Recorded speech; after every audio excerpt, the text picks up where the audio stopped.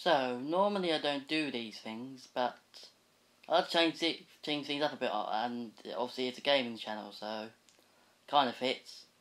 As the reveal for COD World War II is coming out tomorrow, and COD is going back to its roots, I'm going to talk about what the game will be like with the simple things like story missions and characters, and also the missions, and battles and stuff. So let's talk. And also I put up the pictures from the previous games of World War II and the gameplay, so we'll see what it's like. So the story obviously going to roll around World War II like most of the early COD games, with the last, I think, being World at War. So if the game covers the beginning and the end of World War II, with the last mission being Okinawa possibly, this would be an awesome game if it covered all that along with the brutality that went on. Otherwise it won't be World War II if they just cover the Western Front. And hopefully Sledgehammer delivers as their COD games have been the worst. The story will probably revolve around different characters that you will play as, so German, British, Jap, American, Russian, etc. By seeing the possible cover-up, maybe the just US, but that's still good as they were in Africa, Europe and the Pacific. But that was around in 1943, so late to the war, so that's why maybe focus on the Brits or Germans first. I'm hoping the story will feature some drama like Battlefield 1 too, as they focused a lot on World War 1 and also the true horrors and hope. I hope Sledgehammer has some writing in store for the game.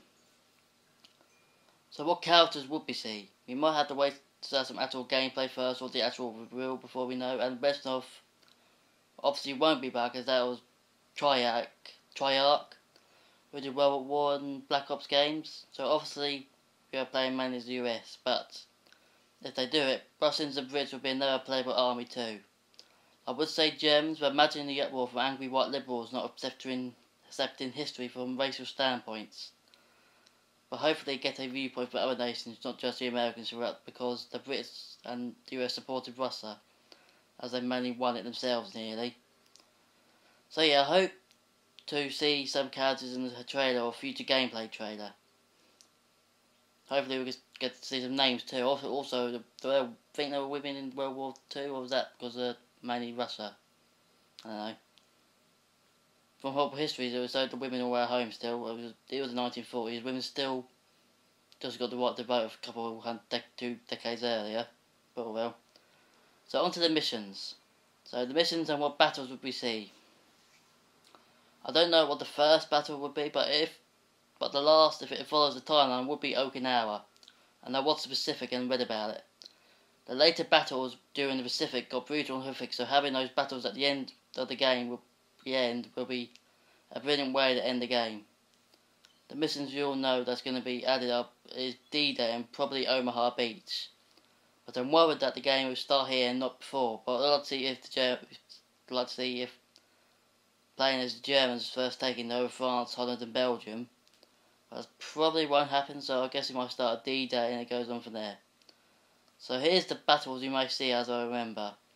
D-Day, the Battle of the Bulge, which is like Belgium, when it was all snowy and stuff. Random battles in Holland and Africa. Battle of Stalingrad and other battles in Russia. And later battles in the Pacific of Okinawa, Saipan and Iwo Jima.